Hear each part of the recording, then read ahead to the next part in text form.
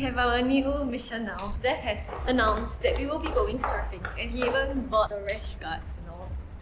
Crazy. Are you excited? Yeah. Me too. We're at the beach. How are you feeling? Are you confident? Yeah. I think for me, my concern with surfing is number one, I always feel like I'm drowning, and number two, the surfboard hits my head. Oh no. Right? Those are like the two scary things. We're waiting for our coach to tell us what to do, I guess. This is our view. We're done with surfing and I'm so tired. And Zeph went to get the cash because he forgot it. Oh, but it was very fun. And I'm very sad that he's not here to see the sunset. It's so pretty. They're like beautiful reefs. This is our surf coach. Yeah. You can say hi. Hi.